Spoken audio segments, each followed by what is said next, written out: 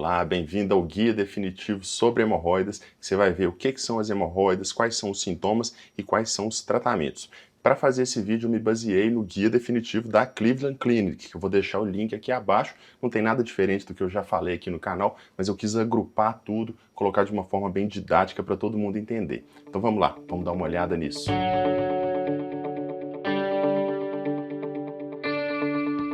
Olá, eu me chamo Marcelo Werneck, sou coloproctologista em São Paulo e Belo Horizonte. Se é a sua primeira vez aqui, lembra de se inscrever no canal. Curte o vídeo, né, gente? Não custa nada, vocês me ajudam a fazer mais vídeos para vocês. Gente, como vocês bem sabem, eu tenho um curso que se chama Intestino Saudável, que eu abordo a relação do intestino com o corpo como um todo, porque não tem como ter saúde geral sem começar pela saúde intestinal. O nosso intestino influencia todo o nosso organismo e nesse curso eu abordo isso de forma bem clara, bem didática. Tenho certeza que vocês vão gostar. O link está aqui na descrição. Então vamos lá, né? Primeiramente, né, gente, o que são essas tais hemorroidas? Hemorroidas são vasos de sangue presentes ali na região do ânus. Todo mundo tem esses vasos de sangue, que se chamam plexo hemorroidário. Só que em algumas pessoas, esses vasinhos eles vão perdendo a sustentação, ou seja, eles vão ficando mais proeminentes e eles começam a descer. Eles vão perdendo a sustentação do tecido ali que a gente chama de tecido conjuntivo e tecido muscular. Então eles começam a descer e começam a ficar mais protuberantes, eles começam a sair durante as evacuações. E as hemorroidas podem dar vários sintomas. Normalmente você já está pensando aí na dor, né? Mas dor nem é um sintoma tão frequente de hemorroida. Claro, né, gente? Tem muita gente que acha que tem hemorroida porque tem dor. Existem outros quadros que causam dor, por exemplo, as fissuras, as fístulas e os abscessos. Não estou falando que a hemorroida não pode doer. Pode sim, mas normalmente ela dói nas crises. A grande maioria das vezes a hemorroida ela sai pelo ânus sem causar dor, ou ela sangra sem causar dor. O tipo de sangue das hemorroidas é um sangue vermelho vivo, muitas vezes em jato ou gotejando. Então é diferente daquele sangue misturado nas fezes, que é um sintoma preocupante e deve ser avaliado imediatamente, hein? Além disso, as hemorroidas podem causar irritação na região do ânus. Por quê? Elas saem, produzem ali uma certa umidade, um certo muco, mantém aquela região úmida e irritada, muitas vezes causando assaduras, então pode dar coceira, pode dar irritação. Então, revisando, sintomas de hemorroidas são a saída da hemorroida, o sangramento, pode em alguns casos acontecer dor, pode ter irritação naquela região, produção de secreção e produção de muco. Além, é claro, né, de poder ficar com aquela região ali suja, porque fica mais difícil de limpar. E às vezes aquele tecido, por ele ser cheio de reentrâncias, permite que fiquem fezes ali que vão sujando a cueca, sujando a calcinha durante o dia, que também é um sintoma que pode acontecer. Então vamos lá, a hemorroida você já deve ter visto aí na internet, né, que tem vários graus. Quando que a gente vai dividir em graus? Quando for aquela hemorroida interna. A hemorroida, gente, ela pode ser interna e ela pode ser externa. A hemorroida externa, para saber o que ela é, você tem que imaginar que é uma elevação naquela região ali, mas recoberta por pele, aquela pele que a gente chama de anoderma. Então é uma pele mesmo. Enquanto que a hemorroida interna, ela é recoberta por uma mucosa. Quer saber o que é mucosa? Imagina aqui a região da boca, a região de dentro da pálpebra, a região do pênis, a região da vagina. Aquilo ali é que é mucosa. É um tecido um pouco mais úmido. É um outro tipo de tecido diferente do tecido da pele, que é um tecido mais seco. A pele tem outra característica. Em geral, ela é mais resistente também. E é por isso que as hemorroidas externas, em geral, só dão sintoma ali daquela elevação no local. Não dão nenhum outro sintoma, não costumam nem sangrar. A hemorroida externa, quando ela está trombosada, que é a crise de hemorroida, aí sim pode doer. Mas fora isso, fora do período de crise, a hemorroida externa não costuma dar sintomas, a não ser essa elevação local. A hemorroida interna, que é aquela que a gente vai classificar em graus de 1 a 4, ela pode ou não sair pelo ânus. E ela, como eu falei, é recoberta por uma mucosa. Por isso que muitas vezes essa hemorroida é que vai causar sangramento, que vai causar aquela produção de secreção que eu falei, é aquela hemorroida que sai pelo ânus. Então a hemorroida externa, ela é recoberta por pele e a hemorroida interna recoberta por mucosa. A hemorroida interna a gente divide então em graus de 1 a 4. Hemorroida interna, grau 1, é aquela que fica dentro do ânus. Quando a gente olha o ânus por dentro, num exame chamado anoscopia, a gente vai ver o quê? Uma protuberância, uma elevação ali, normalmente formando o que a gente chama de mamilos hemorroidários, que normalmente são em número de 3, mas podem ter mais e podem ter menos. Isso varia muito de pessoa para pessoa. A hemorroida, então, grau 1 fica lá dentro do ânus. É só uma elevação ali daqueles tecidos, uma protuberância ali na região interna. A hemorroida grau 2, quando a pessoa vai ao banheiro ou faz algum esforço, que o ânus está relaxado ali, ela pode descer e sair pelo ânus. Só que na hora que a pessoa termina de evacuar, em geral ela volta sozinha para dentro. Então a pessoa pode muitas vezes nem perceber que a hemorroida está saindo. E eu já atendi muitos pacientes assim, às vezes com hemorroidas grandes, e que a pessoa fala, olha, eu não sinto a minha hemorroida saindo. Mas na hora que eu coloco na posição de exame e vejo ali, eu já consigo ver que a hemorroida sai. Então a hemorroida grau 2, ela sai, mas ela volta para dentro espontaneamente. A hemorroida grau 3, ela sai e a pessoa precisa fazer algum esforço para que ela volte. Esse esforço normalmente vai ser a redução com o dedo mesmo, empurra a hemorroida para dentro. Em alguns casos, a hemorroida sai e fica várias horas para fora e depois ela acaba voltando. Nesse caso, gente, a gente poderia classificar como grau 3, né? Porque passa muito tempo até voltar. É um retorno espontâneo, mas depois de um certo esforço, depois de um certo tempo. Né? Então, a hemorroida grau 1 interna, grau 2 ela sai, grau 3 precisa empurrar para dentro. E o grau 4? É aquela hemorroida que já saiu e não adianta empurrar para dentro, gente. Às vezes a gente tenta no consultório para poder classificar direitinho, tenta empurrar, ela não vai. O tecido ele escapa para um lado, escapa para o outro, mas não entra para dentro do ânus. Então, nesse caso, seria a hemorroida grau 4. A hemorroida grau 4 muitas vezes é confundida com a hemorroida externa e com a trombose hemorroidária, gente. Trombose hemorroidária, vamos lá, é aquela crise de hemorroida. É um coágulo de sangue que formou dentro da hemorroida. Hemorroida externa, ela já é externa. Realmente não adianta empurrar para dentro, porque é um tecido de fora. Né? A mesma coisa você tentar empurrar o lóbulo da orelha para dentro da orelha. Né? Ele não é dali, não vai ficar lá dentro. Então essa é a hemorroida externa. E a hemorroida grau 4 é uma hemorroida interna que saiu, é um tecido recoberto por mucosa, e isso gera muitos sintomas. Imagina o seguinte, uma mucosa exposta o tempo todo, entrando em contato com a nádega, com pelos, com a calcinha, com a cueca, né? Muitas vezes até com papel higiênico, se a pessoa usar papel higiênico, nós vamos falar disso, hein? Então aquele tecido fica continuamente machucado. E aí começa a produzir mais secreção, deixa a pessoa suja, muitas vezes ele fica frágil, fica sangrando direto. Então a hemorroida grau 4 ela costuma dar muitos sintomas, costuma causar irritação ali na região. Como vocês viram, gente, essa classificação não é de tamanho. Eu já vi hemorroida grau 2 enorme, já vi hemorroida grau 4 pequena. Não é uma classificação de tamanho da hemorroida, e sim uma classificação de sintomas de hemorroida, para a gente saber o tanto que aquilo influencia o dia a dia da pessoa. Porque imagina o seguinte, você todo dia de manhã vai ao banheiro e todo dia tem que ficar empurrando a hemorroida para dentro. Ou fica com a hemorroida para fora o tempo todo, mantendo ali sujo, mantendo ali úmido, mantendo ali com sangue, não pode usar uma roupa clara. Quantas vezes eu já não ouvi isso no consultório? Então já entendemos o que são as hemorroidas, quais são os sintomas de hemorroidas e como que a gente classifica as hemorroidas. Agora vamos falar como tratar essas hemorroidas. Gente, independente do tratamento que a gente for fazer, o primeiro passo é uma melhora de funcionamento intestinal e hábitos de vida. É claro que tem gente que já faz tudo certo, né, gente? E tem problema de hemorroida. Esse caso, nós vamos ver lá depois. Mas primeiro passo, então, vai ser o quê? Uma alimentação adequada, tomar muito líquido, fazer atividade física, cuidados na hora de evacuar. Vamos ver quais são esses cuidados? Primeiramente, gente, tomar água numa quantidade adequada. Eu já fiz inúmeros vídeos aqui falando por que a gente precisa tomar água, quanto que a gente tem que tomar água. Então vamos lá, 30 a 50 ml por quilo de peso.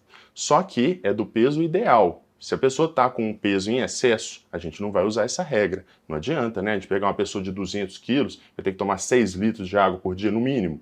Não, né, gente? Então a gente vai usar o peso ideal, porque aquele tecido gorduroso todo, ele é hidrofóbico, ou seja, aquele tecido não precisa de tanta hidratação assim. Então a gente precisa de calcular de acordo com o peso ideal. E lembrando que nos alimentos também tem água, por isso que a gente não vai usar os 50 ml, a gente pode calcular baseado nos 30 ml.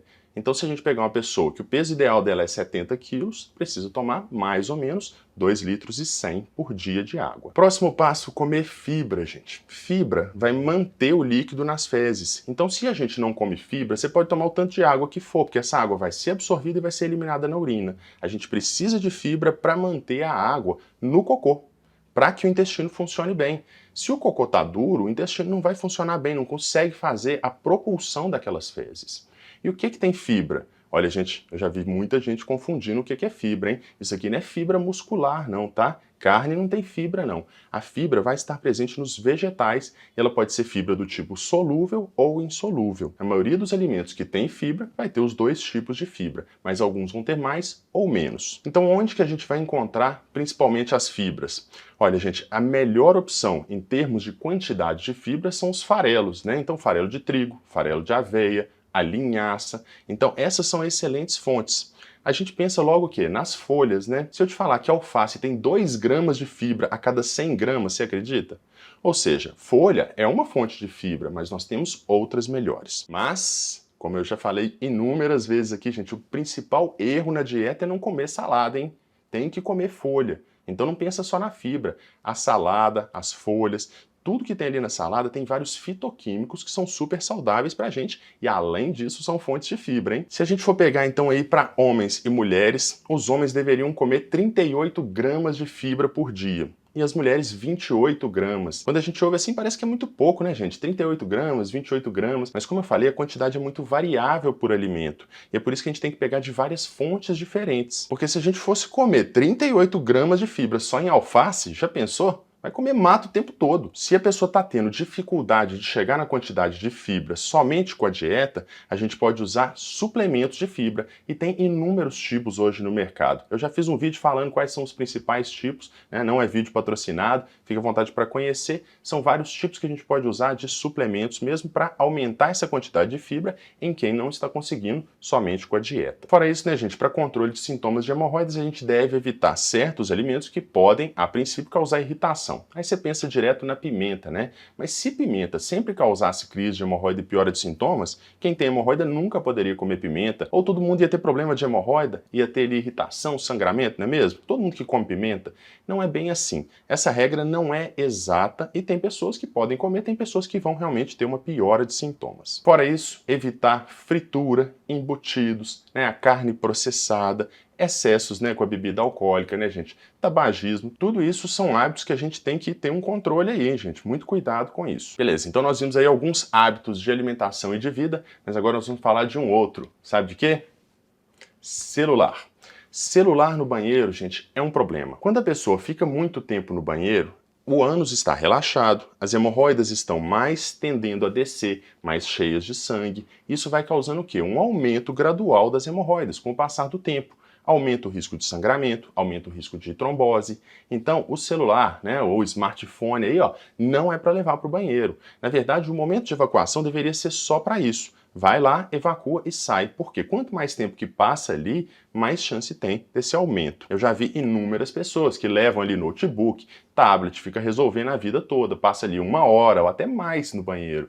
Isso vai gerando um problema. Não quer dizer que todo mundo que fica muito tempo no banheiro vai ter problema de hemorroida, né, gente? Tem um fator genético aí muito importante, mas esse é um hábito ruim. Outra coisa é a posição na hora de evacuar. Eu já fiz um vídeo aqui falando da melhor posição na hora de evacuar. Qual que seria essa melhor posição? Agachado, gente. Então agachado ali no chão, lá na savana, lá na África, né? Só que não dá, né? Então, já que a gente tem o vaso sanitário e ele tem uma posição inadequada, a gente tem que lidar com isso. Qual que é a melhor postura, então? Colocar um apoio na frente do vaso para apoiar os pés mais altos, simulando aquela posição agachada. Quantas vezes eu já não vi pessoas no pós-operatório ali de hemorroida, que está sentindo aquela dor na hora de evacuar, fala que vai evacuar no chuveiro. Por quê? Aquela posição é mais fácil de sair, mais fácil de eliminar, porque o ânus fica mais relaxado. Facilita a passagem. E a gente não quer esforço na hora de evacuar. A pessoa que tem hemorroida deve evitar o esforço para evacuar. Então essa posição agachado seria a posição mais natural. Sem falar em outras vantagens que nem são para hemorroida. Por exemplo, quando a gente faz isso, a gente está fechando o canal inguinal, diminuindo o risco de um prolapso de uma hérnia, por exemplo. Gente, eu falei que ia falar do papel higiênico, não é? Então, papel higiênico, para quem tem hemorroida, eu falo que é um veneno, porque a hemorroida é um tecido frágil. Se a pessoa fica passando papel higiênico ali, está traumatizando aquele tecido, está só piorando a situação.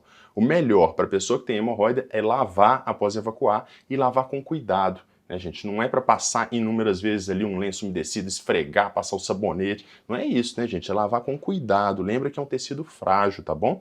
O melhor seria lavar, colocar uma duchinha ali, tem gente que prefere tomar um banho.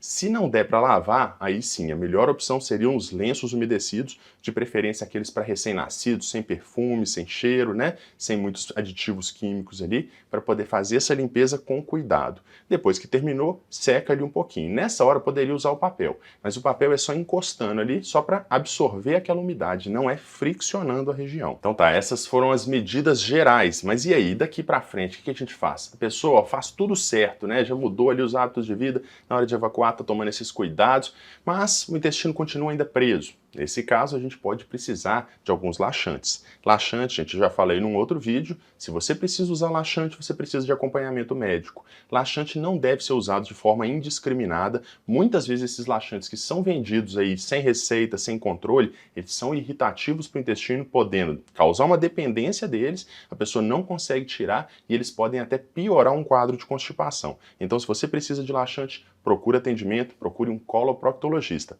beleza? Outra coisa, gente, é atividade física. Atividade física ajuda no funcionamento intestinal, na verdade ajuda em tudo, né? É super saudável. Algumas pessoas falam o seguinte, quando eu faço atividade física, minha hemorroida piora. Isso pode acontecer, não é regra também, né, gente? Senão todo halterofilista teria problema de hemorroida, né? Não é assim.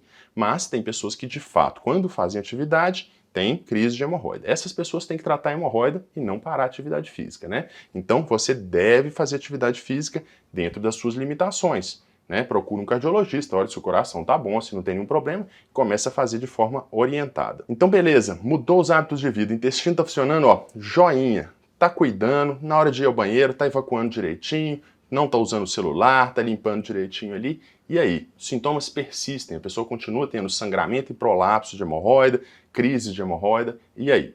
Aí a gente deve tratar. Nós temos várias opções de tratamento hoje em dia, né? A mais famosa seria a cirurgia tradicional, que tem um resultado ótimo, mas tem um pós-operatório em geral associado à dor. A gente tem outras opções também. Nós temos tratamentos de consultório e nós temos cirurgias minimamente invasivas. Nos tratamentos de consultório, a gente tem basicamente 3 tratamentos, né? Mas existem outras opções e variações deles também. Nós temos a ligadura elástica, a escleroterapia e o infravermelho. A ligadura elástica, eu já fiz vídeos exclusivos sobre ela, inclusive com demonstração. Mas só para você entender, a gente vai aplicar um anel elástico na base da hemorroida. Imagina que a gente puxa a hemorroida com um aparelho a vácuo e prende a base dela. Toda essa parte que ficou presa com a borrachinha, ela vai necrosar, ela vai morrer e vai cair. E aí depois a borrachinha cai também, a borrachinha não fica lá para sempre não. E ali vai formar uma feridinha que vai gerar uma cicatriz e aquele lugar vai ficar livre da hemorroida. Então é um tratamento definitivo, gente. As pessoas acham que é temporário. Não, é um tratamento definitivo. Aquela hemorroida caiu, não existe mais. Só que a gente tem uma limitação. A limitação principal é o tamanho do aparelho, mas a segunda limitação é a localização da hemorroida. Esse tipo de tratamento é para hemorroida interna. A hemorroida interna ela tem uma inervação diferente. Isso quer dizer que se a gente fizer a ligadura na interna, dá um desconforto, uma sensação de vontade de ir ao banheiro, em alguns casos uma dor, mas uma dor que a gente consegue controlar com analgésicos. Se a gente fizer a ligadura na hemorroida externa, gente, vai doer igual ou pior que a cirurgia. Então a ligadura elástica é para a hemorroida interna. Se a hemorroida é externa, já não dá mais. Normalmente a ligadura elástica vai ser indicada nos casos de hemorroida grau 1, 2, alguns casos de grau 3. Mas hemorroidas muito selecionadas, mesmo grau 4, podem ter um resultado fenomenal. Como eu falei, a hemorroida grau 4 pode ser pequena. Ela não precisa necessariamente ser grande. Se a hemorroida é grau 4 pequena e dá para fazer a ligadura, é possível de se fazer. Outros tratamentos de consultório, a escleroterapia. Normalmente vai se injetar uma solução ali, pode ser o fenol, por exemplo, que é uma solução esclerosante. Vai causar a mesma coisa que a ligadura, vai matar aquele tecido ali. Aquele tecido morre, tem uma necrose, vira uma cicatriz. Então a hemorroida diminui de tamanho. Esse tratamento, ele pode ou não ser associado à dor, isso é muito variável, e pode, em alguns casos, né, gente, gerar até infecção local. Nenhum tratamento é isento de complicações, né? A ligadura elástica pode ter uma infecção local, pode ter sangramento, pode ter dor, mas são complicações muito raras. De qualquer forma, a gente vai acompanhar esses pacientes até que esteja cicatrizado, né, gente? E outra opção de consultório seria o infravermelho, que é uma aplicação ali de infravermelho, que vai gerar o quê? Um aquecimento daquele tecido, uma necrose. Então vocês veem que o princípio é o mesmo. A gente vai aplicar alguma coisa ali que vai causar uma necrose, aquela hemorroida vai diminuir de tamanho, podendo em alguns casos solucionar totalmente os sintomas. Tem até um estudo que mostra que para hemorroidas grau 2, a ligadura elástica é equivalente à cirurgia, mas pode precisar de mais sessões.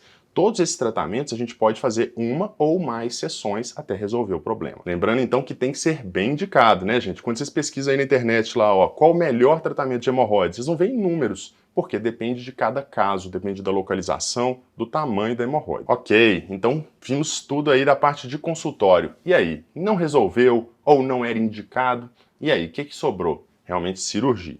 Cirurgia a gente tem várias opções. A mais clássica seria a remoção das hemorroidas. seria a retirada mesmo daquele tecido, podendo ser uma técnica aberta, uma técnica fechada ou uma técnica mista. O que isso quer dizer? Que a gente vai tirar aqueles mamilos de hemorroida e vira uma ferida, não é? Essa ferida a gente pode fechar totalmente com ponto, ou a gente pode dar um ponto só lá no vaso de sangue e deixar a ferida toda aberta, ou a gente pode fechar uma parte dessa ferida. Por que a gente deixaria uma ferida aberta? Bem, gente, isso pode parecer estranho, mas uma ferida aberta tem menos chance de infecção, você acredita? Mas por que isso? Porque infecção precisa de bactérias proliferando. Quando a gente fecha uma ferida totalmente, embaixo dela aqui tem uma área que ainda está cicatrizando, não é? E a região do ânus é a região mais contaminada do corpo, tem mais bactérias ali proliferando. Então, se naquela ferida fechada embaixo começa a ter uma proliferação, isso pode gerar um abscesso. Uma ferida aberta, por mais que estejam passando fezes por aquela ferida, ela não tem como acumular ali aquelas fezes, aquelas bactérias proliferando. Isso mantém ela continuamente drenada. E uma ferida drenada cicatriza muito bem.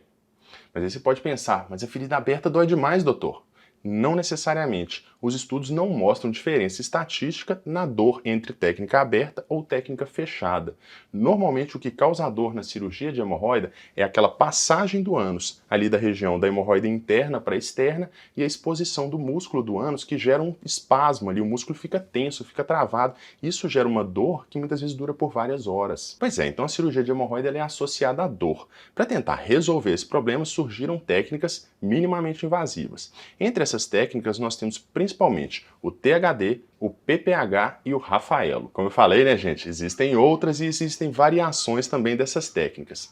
Mas vamos pensar então quais são os princípios dessas técnicas. O THD, a gente vai usar um aparelho de Doppler e vai localizar o vaso de sangue que chega na hemorroida. E a gente vai ligar esse vaso, dar um ponto nele, cortando o fluxo de sangue. Quando a gente corta o fluxo de sangue, o tecido a princípio vai murchar, não é? Mas ele continua ali. Quem vai querer continuar com o tecido ali saindo, mesmo que murcho? Ninguém, né? Então o que a gente faz? A gente vai dando pontos nesse tecido e depois vai amarrar ele lá dentro, onde a gente começou a nossa sutura.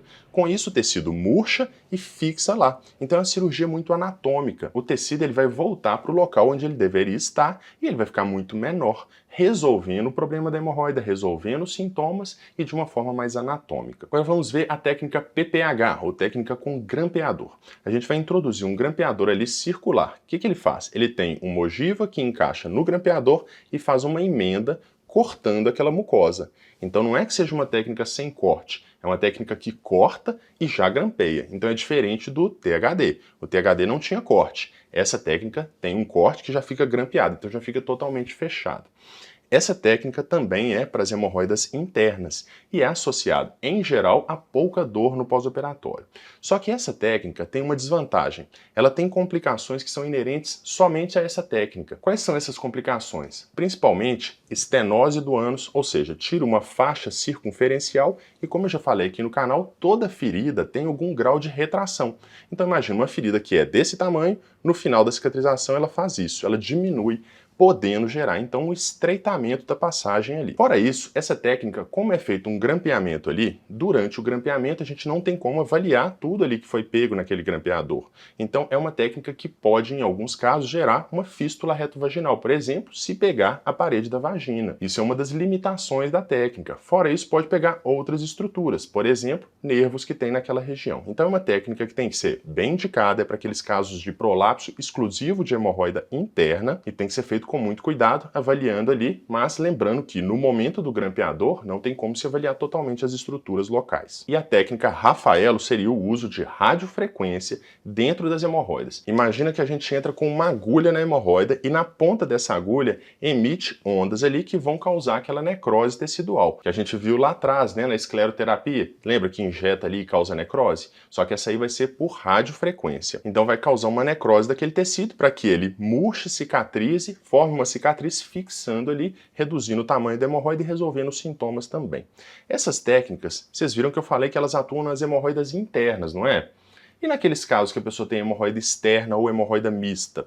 Nesses casos, ou a gente faz a técnica tradicional, que eu falei, que a gente vai tirar aquele tecido, ou a gente faz uma técnica combinada. Então pode ser feito PPH e tirar ali aqueles excessos externos. Pode ser feito o THD e tirar aqueles excessos. Pode ser feito o Rafael também.